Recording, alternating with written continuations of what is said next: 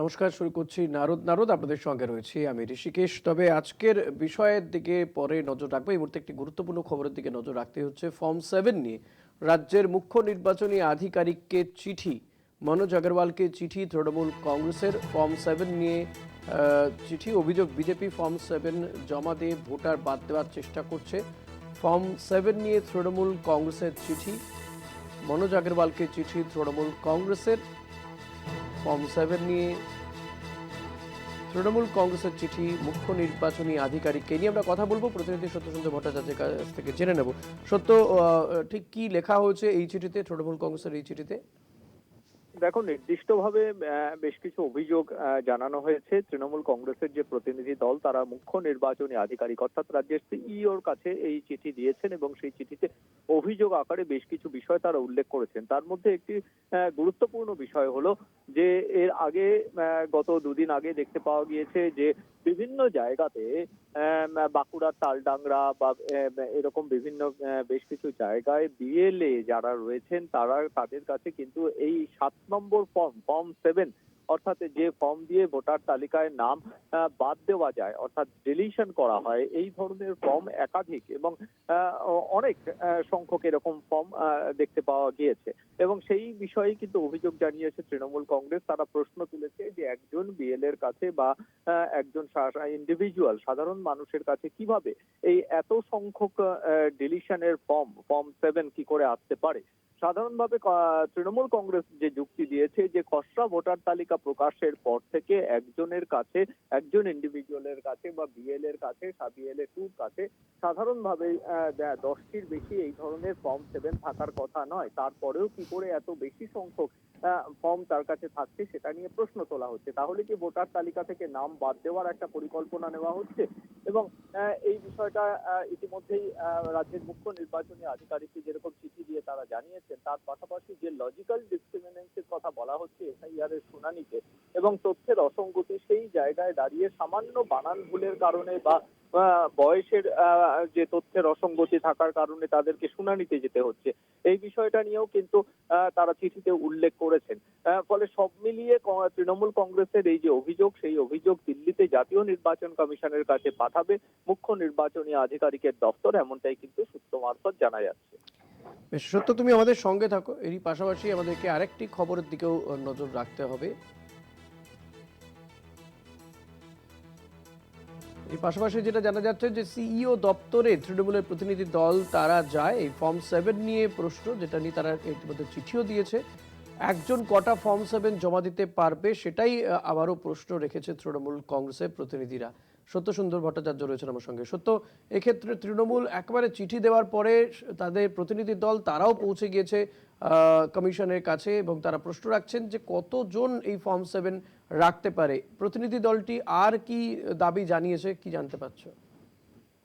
দেখো, এই ফর্ম 7 এর বিষয়টা তারা যেরকম উল্লেখ করেছেন এবং সেখানে সাধারণভাবে কমিশনের কি গাইডলাইন রয়েছে সেই বিষয়টি তারা জানতে চায়।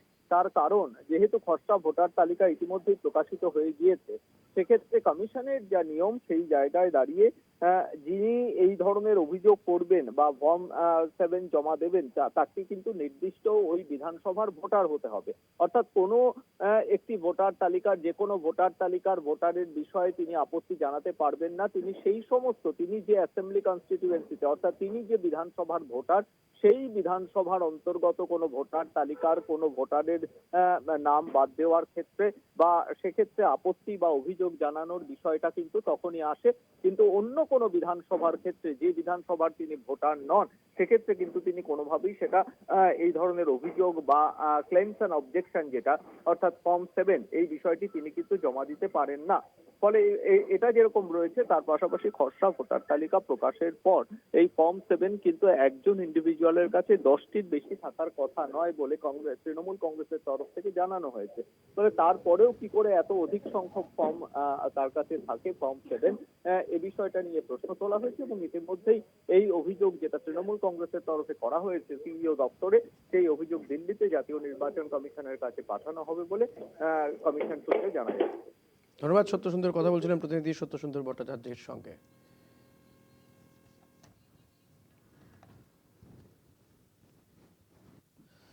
এবার এবার আসবো আজকের বিষয়ের দিকে। আজকের বিষয়ও আমাদের এই নির্বাচন এবং এসআইআর নিয়েই। এসআইআর শুনানিতে অভিযোগ প্রহসনের, রাজ্যের একের পর এক প্রান্তে জনরোষের বিস্ফোরণ, কোথাও পথ অবরোধ, কোথাও কুশপুতুল দাহ, কোথাও আবার গণ ইস্তফা।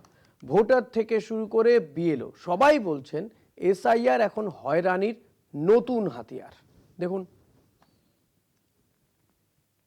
কাজ করতে পিছপা নয়, কিন্তু সময় কোথায়? এত কম সময়ে এত বড় কাজ। সে অনেকটা কথার মধ্যে বলে না যে আকপো ঘটিতে কি আর আরসের দুধ ধরে, ঠিক এরকমই হয়ে যাচ্ছে। তারা লজিস্টিক্যাল ডিসক্রিপেন্সির নামে আরও 1,33,00,000 থেকে 36 লক্ষ নামের তালিকা করেছেন, যে তালিকা আমাদের কারো কাছে নেই, কোনো পার্টিকে দেয়নি, নিজেরা বিজেপি পার্টি অফিসে ধরে রেখে দিয়েছে। দুর্বল অংশের মানুষ, প্রান্তিক মানুষ, পরিযায়ী শ্রমিক, মহিলা, মুসলমান সম্প্রদায়ের মানুষ, তাদেরকে টার্গেট করা হচ্ছে। উত্তেজক ভাষণ দিচ্ছেন, বিভ্রান্তি ছড়িয়ে দিচ্ছেন মানুষের মনের মধ্যে। কোন জেনুইন ভোটার বাদ করেছে? 54 লক্ষ। বিএলও অ্যাপে নথি আপলোডেও নেই রেহাই। নথি আপলোডের বড় শুনানির নোটিশ। এসআইআর শুনানিতে নাজেহাল ভোটাররা।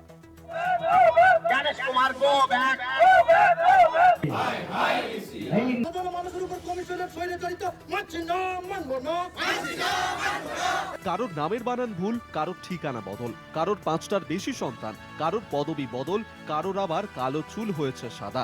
সবই লজিক্যাল ডিসক্রিপেন্সি। এই কারণ দেখিয়েই বৈধরা এখন অবৈধ ভোটার তালিকায়।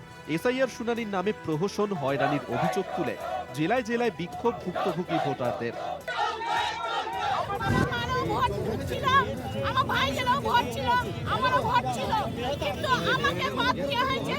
অনেক ছেলে মেয়ে যারা পরিযায়ী শ্রমিক, তারা অনেক বাইরে চলে গেছে।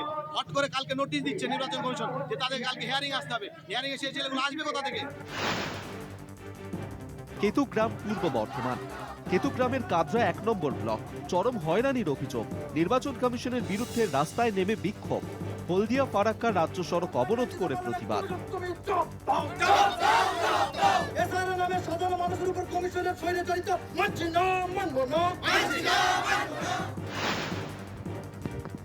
পূর্বস্থলী, পূর্ব বর্ধমান।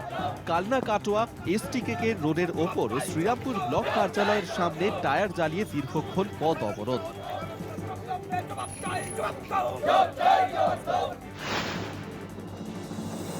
নওদা, মুর্শিদাবাদ। এসআইআর শুনানি স্থগিতের দাবিতে ত্রিমোহিনী বাজার সংলগ্ন রাজ্য সড়ক অবরোধ।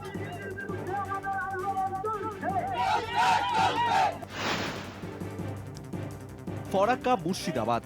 এসআইআর এর কাজ নিয়ে চূড়ান্ত অসন্তোষ। প্রতিবাদে গণ ইস্তফা ফারাক্কা ব্লকের সমস্ত বিএলওদের। ইয়ারোর হাতে ইস্তফাপত্র দেন প্রায় 200 বিএলও। ইন্দাস, বাঁকুড়া। অমানসিক অত্যাচারের অভিযোগ তুলে ইন্দাস ব্লকে পথে নামলেন বিএলওরাই। বিডিও অফিসের সামনে বিক্ষোভ ও স্মারকলিপি। তাঁদের দাবি, হিয়ারিং বাড়ি বাড়ি করা অসম্ভব। ভোটার তালিকা কাটছাঁট হলে জনরোষের মুখে পড়তে হবে তাঁদেরই।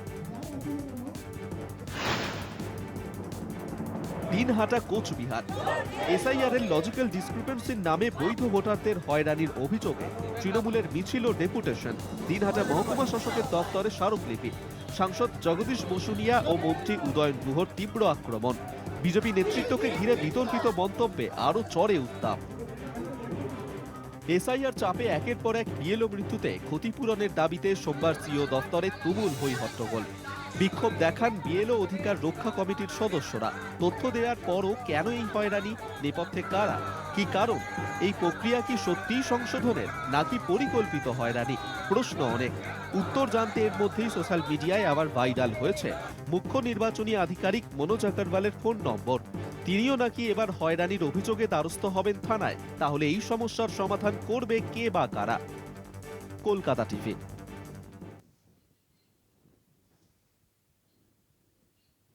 আজ আমরা এই বিষয় নিয়েই আলোচনা করব। তর্ক বিতর্ক চলবে। আমাদের সঙ্গে রয়েছেন তৃণমূল কংগ্রেসের পক্ষ থেকে নারুগোপাল মুখোপাধ্যায়, রয়েছেন বিজেপির পক্ষ থেকে পলাশ দাস। আমি প্রথমে পলাশ দা আপনাকে দিয়ে শুরু করতে চাইবো। শুরুতে যেটা জানতে চাইবো আপনার কাছ থেকে, এই যে একের পর এক জেলাতে বিক্ষোভ, প্রতিবাদ চলছে, আন্দোলন চলছে, এসআইআর স্থগিত করে দেওয়ার আবেদন করা হচ্ছে বা দাবি উঠছে, এটাকে আপনারা কিভাবে দেখছেন রাজনৈতিকভাবে?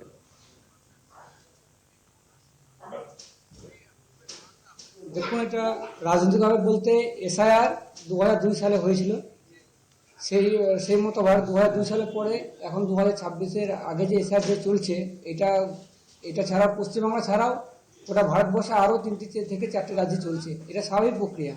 এই তৃণমূল সরকার সবসময় ভোট চুরি যাতে তাদের আটকাতে পারে, আজকে এই মমতা যে বাধা দিচ্ছে, তিনি এই মমতা বন্দ্যোপাধ্যায় মুখ্যমন্ত্রী, তিনি একদিন লোকসভায় দাঁড়িয়ে বলেছিলেন যে বাংলাদেশে যে অনুপ্রবেশকারী তা আমাদের পশ্চিমবাংলাতে ভয়ঙ্কর আকার ধারণ করেছে। আজকে তারাই আজকে উল্টো পথে যে হাঁটছে, ওরা যে বলছে নাকি যে বাংলাদেশে অনুপ্রবেশকারী তাদের ভোট ব্যাংক হিসাবে তারা ব্যবহার করতে চাইছে। এর জন্য এসআইআর আজকে দেখুন প্রত্যেক বুথে যে ভূত ভরা আছে, প্রত্যেক বুথে ভুয়ো ভোটার। এমনকি দেখুন ভবানীপুর কেন্দ্রে, যেখানে মাননীয় মুখ্যমন্ত্রী কেন্দ্র, সেই ভবানীপুর কেন্দ্রে 44,000-এর মতো ভুয়ো ভোটার বাদ গেছে। আজকে দেখুন ভবানীপুরে একটা কেন্দ্রে যে 51 নম্বর বুথ খিদিরপুর, সেই বুথে দেখুন যে আপনারা দেখুন 251 জন ভুয়ো ভোটার ধরা পড়েছে, এবং তার মধ্যে 151 জন কি হয়েছে, তারা অ্যাবসেন্ট, তাদেরকে সঙ্গে বিএলও যোগাযোগ করতে পারেন। অর্থাৎ এরা কারা? এরা হচ্ছে সেই বাংলাদেশি। আজকে এই সরকার ভোট চুরি করার জন্য, যে আমরা দেখেছি বহরমপুরে, যেমন ধরুন প্রত্যেকটা ভোটে বহরমপুর প্রত্যেক বুথে, বহরমপুর শহরে বিশেষ করে ভারতীয় জনতা পার্টি প্রত্যেক বছর 2019-এর পর থেকে 2021 এবং 2024 ইলেকশন দেখুন ভারতীয় জনতা পার্টি প্রত্যেক বুথে জয়লাভ করে। কিন্তু যখন পৌরসভা যখন নির্বাচন হচ্ছে, তখন এই ছাপ্পা মেরে এখন যেমন বর্তমানে যিনি আছেন যে চেয়ারম্যান, তাহলে কি করে হতে পারে? আবার সামনে ইলেকশন আসছে 2026, আমি তো এখান থেকে চ্যালেঞ্জ নিয়ে বলছি প্রত্যেক বুথে বহরমপুরে ভারতীয় জনতা পার্টি জয়লাভ করবে, এবং গতবার 26,000 হয়েছে, এইবার 35 থেকে 50,000 ভোটে ওখানে জয়লাভ করবে। আজকে দেখুন মুখ্যমন্ত্রী যে মাননীয় বন্দ্যোপাধ্যায়, তার ভবানীপুর কেন্দ্রে 44,000 ভুয়ো ভোটার ধরা পড়ছে। এর জন্য তো এসআইআর করা। এসআইআর এর আন্দোলন কোনো সাধারণ জনগণ করছে না, এটা তৃণমূল করছে। আজকে যার জন্য বলছি, সেই মুখ্যমন্ত্রী আগে ফাইল শুরু করছে। আগে আমাকে আলোচনা পর্বে আগে শুরু করা এটাই হওয়া উচিত ছিল, যে একজন ফাইল চোর মুখ্যমন্ত্রী সে কি করে দেশকে আগে নিয়ে যাবে। আজকে যে এবার নারুগোপালদার কাছে যাই, বিএলও কাছে যাচ্ছি, 6 নম্বর ফর্ম তারা নিতে চাইছে না। নারুগোপালদার কাছে যাই। নারুগোপালদা, যেটা পলাশদা বলছেন, আপনাদের কি বক্তব্য এক্ষেত্রে? নমস্কার।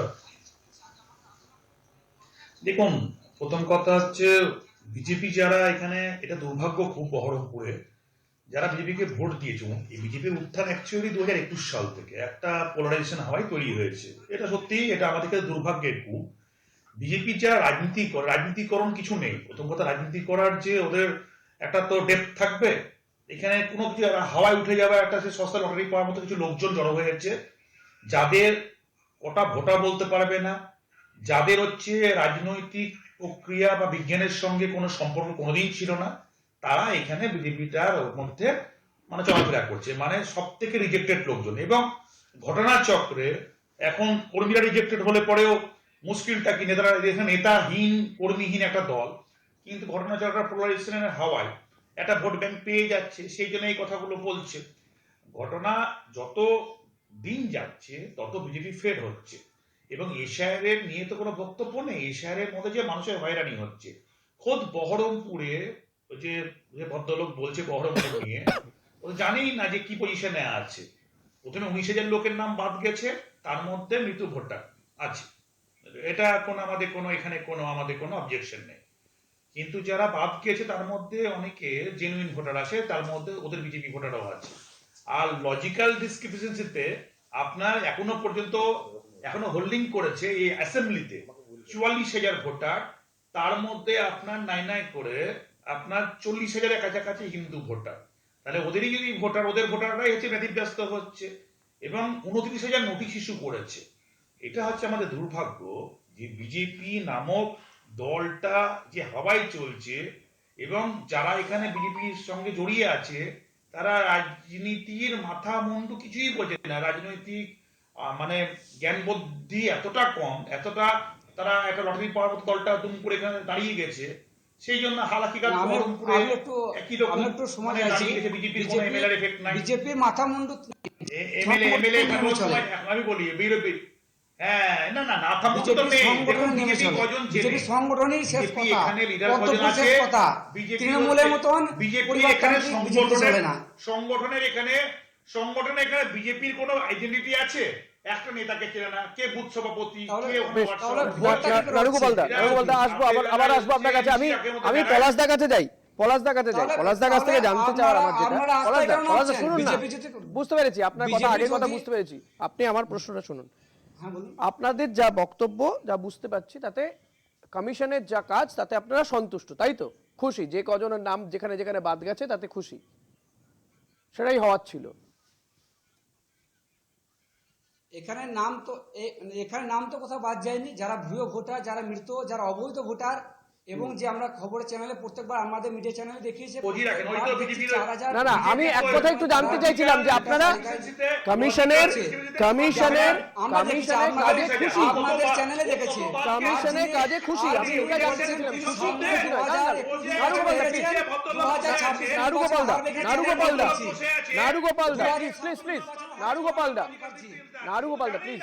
নারুগোপালদা প্লিজ একটু পেশেন্স রাখুন। পলাশদার কাছে আমি এটা মানে খুশি কি খুশি নয় এটা জানতে চাইছিলাম, মানে কমিশন যা কাজ করছে। যদি বলি আরেকটা কথা বলছে বিজেপির যে কর্মী নেই, সংগঠন নেই, তাহলে ব্লকে আজকে আমি এটা জানতেই চাইছি না, আপনাদের সংগঠন নিয়ে আপনাদের মাথা ব্যথা, আমার মাথা ব্যথা নয়। আমার প্রশ্নটা শুনুন না পলাশদা প্লিজ, আমার প্রশ্ন আপনারা কমিশনের কাজে যেখানে যেমন নাম বাদ গেছে তাতে খুশি কি খুশি নয় এটা শুধু বলে দিন। যেখানে যেমন নাম বাদ যাচ্ছে তাতে খুশি কি খুশি নয়? অবশ্যই যারা ভুয়ো ভোটার তারা নাম বাদ যাক, এটাই ভারত। আবার ভুয়ো ভোটার কি মৃত ভোটার আমি জানতেই চাইছি না, আমি জানতেই চাইছি না, আপনি শুধু এটা বলে দিন আমায়, আপনি খুশি কি খুশি নন এটা বলে দিন। পলাশদা আপনি এটা বলতে পারছেন না কেন? পলাশদা আপনি এটা বলতে পারছেন না কারণ আপনি জানেন যে আপনারা খুশি নন, তাই ফর্ম 7 ফিল আপ করে হাজার হাজার ফর্ম 7 ধরা পড়ছে, অন্যজনের নাম বাদ দিতে চাইছেন আপনারা। আপনারা খুশি নন পলাশদা, আপনারাও কমিশনের কাজে খুশি নন, তাই আপনাদের এখনো মনে হচ্ছে যে খসড়া তালিকাতে এখনো অনেক নাম রয়ে গেছে যাদের নাম বাদ দিতে হবে। আপনি খুশি নন, আপনারা খুশি নন, তাই আপনারা মনে করছেন যে খসড়া তালিকাতে এমন নাম রয়ে গেছে যাদের নাম বাদ দিতে হবে, তাই তো ফর্ম 7 ফিল আপ করতে হচ্ছে, তাই হাজার হাজার ফর্ম 7 ধরা পড়ছে। ধর্ণা দিচ্ছে না তৃণমূল কংগ্রেস ধর্ণা দিচ্ছে, বিক্ষোভ দেখাচ্ছে, সেটাই তো আমাদের অনুষ্ঠান, আজকের বিষয়ে আমরা এটাই বেছে নিয়েছি। আমি জানতে চাইছিলাম যে আপনারাও কি খুশি? তৃণমূল তো প্রথম থেকে খুশি নন। আরে দাদা পলাশদা কি মুশকিল, তৃণমূল তো প্রথম থেকেই খুশি নয় কমিশনের কাজ নিয়ে, এসআইআর নিয়ে তৃণমূল প্রথম থেকেই খুশি নন, কিন্তু আপনারাও খুশি নন, তাই তো আপনাদের দলের কর্মী সমর্থকরা হাজার হাজার ফর্ম 7 ফিল আপ করছে, কার অন্যজনের নাম বাদ দেওয়ার জন্য। আধার কার্ড হওয়া মাত্রই আমি বলি আধার কার্ড হওয়া মাত্রই আমাদের রাজ্য থেকে 72 লক্ষ থেকে 78 লক্ষ রেশন কার্ড ভুয়ো কার্ড, যারা রেশন কার্ড ওই কার্ড থেকে চাল তুলছে তারা বাতিল হলো কি করে? আধার কার্ড কে বললো ভুয়ো আধার কার্ড? ভুয়ো আধার কার্ডটা কোথা থেকে পেলেন? ভুয়ো আধার কার্ডের তথ্যটা কোথা থেকে পেলেন? নারুগোপালদা প্লিজ, ভুয়ো আধার কার্ড 72,000 না 72 লাখ কোথা থেকে পেলেন এই তথ্য? কোথা থেকে পেলেন এই তথ্যটা? 72 লক্ষ রেশন কার্ড বাতিল হয়েছিল কবে?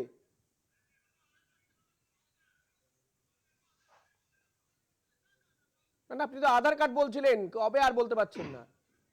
আপনারাও কমিশনের কাজে খুশি নন, তাই আপনাদেরকে ফর্ম 7 ফিল আপ করে জমা দিতে হচ্ছে। যখন আধার কার্ডের সঙ্গে যখন রেশন কার্ড লিংক করা হয় এবং তাতে যখন আধার কার্ডের সঙ্গে যখন রেশন কার্ড লিংক করা হয় তখন রেশন কার্ড ভুয়ো রেশন কার্ড ধরা পড়েছিল। আজকে দেখুন এই তৃণমূলের সরকার, আমরা বাংলাদেশের হাটেও সবুজ সাথী সাইকেলে বিক্রি হচ্ছে, এই হচ্ছে তৃণমূলের আসল পরিচয়। আজকে ইডি যখন যাচ্ছে তাদের তৃণমূলের কোনো মাথা মুন্ড আছে, একটাই মাথা মুন্ড হচ্ছে আইপ্যাক। আজকে আইপ্যাকে কি দরকার? আইপ্যাক কি দিল্লিতে যখন পাকিস্তানি জঙ্গি ধরা পড়ে, দিল্লিতে যখন পাকিস্তানি জঙ্গি ধরা পড়ে কিংবা কাশ্মীরে যখন পাকিস্তানি জঙ্গি ধরা পড়ে, এরা তো পাকিস্তানি জঙ্গির থেকেও ভয়ঙ্কর, এরা বাংলাদেশে অবৈধ বাংলাদেশের থেকে চাইছে আজকে এই বাংলাতে মানে যাতে আস্তানা গেড়ে, এটাই ইচ্ছা। অবৈধ বাংলাদেশি আসছে কোথা থেকে? বৈধ মানে অবৈধ, কোনো মাথা আচ্ছা মুন্ডু নেই বাংলাদেশি কথা কারা বলা। বৈধ? তাহলে border security বাংলাদেশি system কারা আছে। বৈধ? তাহলে তিনি কারা মাননীয় কোন মুখ্যমন্ত্রী বাংলাদেশি লোকসভায় বৈধ দাঁড়িয়ে আমাদের কি রাজ্যে বা বলেছিলেন? আমাদের দেশে? লোকসভায় দাঁড়িয়ে কোন বাংলাদেশি এই মাননীয় বৈধ? মুখ্যমন্ত্রী অবৈধ প্রধানমন্ত্রী ভোটারের যাকে কাগজ নিয়ে আসবেন দিয়েছিলেন তিনি মুখ্যমন্ত্রী বৈধ। মমতা বন্দ্যোপাধ্যায়। পলাশদা, আপনি আমার একটারও প্রশ্নের উত্তর দিতে পারছেন না বা দিচ্ছেন না। বলুন। অবৈধ বাংলাদেশি মানে কারা, আর কারাই বা বৈধ? মানে প্রধানমন্ত্রী নিয়ে এলে তিনি বৈধ, প্রধানমন্ত্রী কাউকে থাকতে দিলে তিনি বৈধ, বাকিরা অবৈধ? না, বাংলাদেশে আবার অবৈধ বৈধ কি? আপনাদের চ্যানেলে একবার দেখিয়েছিল বাংলাদেশে যদি প্রবেশ করে তাহলে তো তারা অবৈধই হবে। অবৈধ অনুপ্রবেশ, তারা তো অনুপ্রবেশকারীই হবে দাদা। অবৈধ অথচ তাদেরকে পয়সার বিনিময়ে তাদেরকে ভোটার কার্ড ঢুকিয়েছিল তো, পয়সার বিনিময়ে। বেশ, আমি আপনার কথা ধরে নিলাম যে তৃণমূল কংগ্রেস পয়সার বিনিময়ে এই অবৈধ বাংলাদেশিদের ঢুকিয়েছে। আমরা এই গত 1-1.5 মাসের মধ্যেই আমরা দেখেছি এসআইআর শুরু হতে হতে মানে শয়ে শয়ে বাংলাদেশি তারা ফেরত চলে যাচ্ছিলেন। তাদেরকে কজনকে গ্রেফতার করেছেন? তাদের গ্রেফতার করেননি কেন? হাকিমপুর সীমান্ত দিয়ে এত বাংলাদেশি বেরিয়ে গেল কি করে? কি করে বাংলাদেশিরা বেরিয়ে গেল? অবৈধ বাংলাদেশিরা বেরিয়ে গেল কি করে? হাকিমপুর সীমান্ত দিয়ে তাদেরকে কেন গ্রেফতার করেননি? কেন কেন্দ্রীয় সরকার গ্রেফতার করেনি তাদেরকে? বিএসএফ কি করছিল তখন? এই প্রশ্ন তুলবেন না, এই প্রশ্ন উঠবে না নারুগোপালদা? যদি অবৈধ বাংলাদেশি গ্রেফতার হয় তার ক বছরের সাজা হয় মিনিমাম? এখন অবধি জেলে আছে। ক বছরের সাজা হয়? আপনারা দেশের মানুষকে বাইরে বাংলাদেশে পাচার করে দিচ্ছেন। সোনালী বিবিকে বাংলাদেশে পাঠিয়ে দিয়েছিলেন, সোনালী বিবিকে বাংলাদেশে পাঠিয়ে দিয়েছিলেন, তাকে মুখ পুড়িয়ে তাকে দেশে ফেরাতে হয়েছে। আর অবৈধ বাংলাদেশিরা তারা ড্যাং ড্যাং করে হাকিমপুর সীমান্ত দিয়ে ওপারে চলে গেল। এগুলো নিয়ে প্রশ্ন উঠবে না নারুগোপাল দা? এগুলো নিয়ে প্রশ্ন উঠবে না? বিএসএফ কেন গ্রেফতার করবে না তাদেরকে? কারণ কি? কারণ আমি বলি একটা জায়গা সরকার এই আপনি একটা প্রশ্ন সোজা সোজা উত্তর দেন প্লিজ। প্লিজ এবার শুনুন, প্লিজ এবার শুনুন। আপনি একটা প্রশ্ন সোজা সোজা উত্তর দেননি, প্লিজ প্লিজ এবার শুনুন। প্রথম কথা নারুগোপাল দা বলুন। একটু প্লিজ, একটু অনেক বলেছেন, একটু শুনুন। আমি বলি, প্রথম কথা হচ্ছে ওনার যে অভিযোগগুলো সেগুলো আমি কন্ডেম করছি রিগার্ডিং অ্যাক্ট। প্রথম কথা, বিজেপি কোনো রাজনৈতিক দায়িত্ব নিয়ে কথা বলছে না। এই কারণে ওদের 77টা এমএলএ থেকে আজকে 70টা এসছে, 72টা এসছে। কেন? প্রথম কথা, আজকে আমার অ্যাসেম্বলিতে অর্থাৎ গোটা বহরমপুরে 44,000 লজিক্যাল ডিসক্রিপেন্সিতে ওদের লিস্টেড হয়ে আছে, 29,000 নোটিশ হয়েছে। যদি বিজেপির ভোটারই বেশি থাকে তাহলে বিজেপির কর্মী নেতাদের উচিত তাদেরকে হিয়ারিং অ্যাটেন্ড করা। তারা BLA 2 কে মার্কেটে নেই, কারা হিয়ারিং এ মার্কেটে নেই।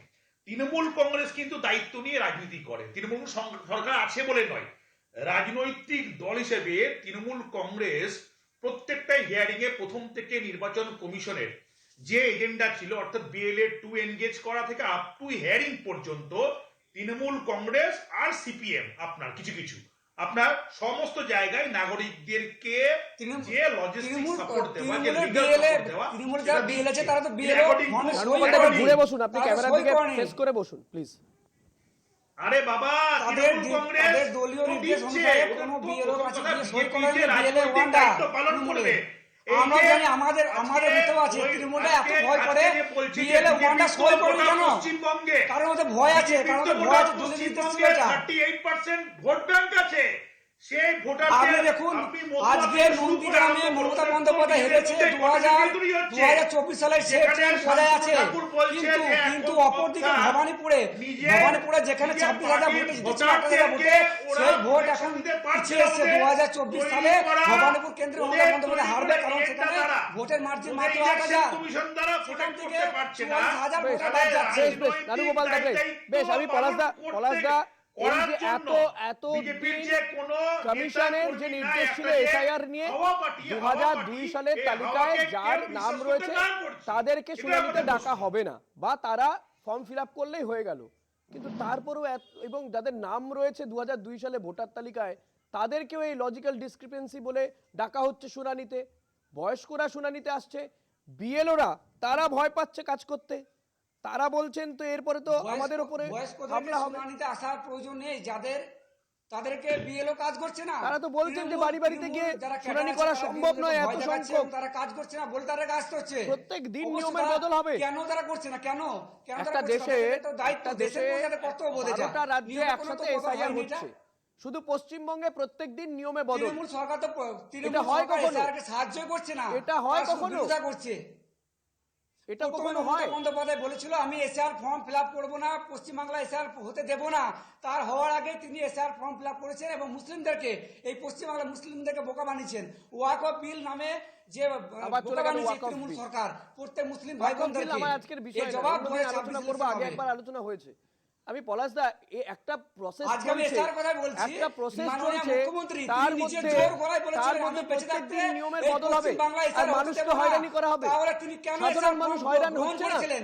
এটা একটা সাধারণ প্রশ্ন মানুষ থাকলো। হয়রান হচ্ছে কি হচ্ছে না? মানুষ আপনি বলুন, সাধারণ মানুষ হয়রান হচ্ছে কি হচ্ছে না? বিজেপি আচ্ছা এই আমাদের এখানে আমি এখানে আমি এখানে সব যদি জনগণকে আমি গন্ডগোল থাকে প্রশ্ন আমাকে করছি। আমাকেও যেতে হচ্ছে ওই ব্লকে। বিজেপির এই ওই নয় যে তাকে বিজেপির পেছনে যে দেওয়া হচ্ছে প্রত্যেক বলছে নাগরিক, ওই এসআর এর প্রত্যেক কথাটা নাগরিকদের। জানে, মানে বোঝে যে আজকে টপিকসে বসেছে, ওকে জিজ্ঞেস করুন। ওরা তো অ্যাকচুয়ালি 21 সালে হাওয়া পার্টি, ও এসআর এর তো পুরো পন্থা জানে, এসআর মানে জানে। এসআরটা হচ্ছে এসআর এর যে ওরা এসআর নিয়ে আজকে টপিকসে বসেছে এই বিজেপি পলাশ বাবু, এসআর এর পুরো শব্দটা জানে এবং এসআর এর আপনার মানে কি জানে।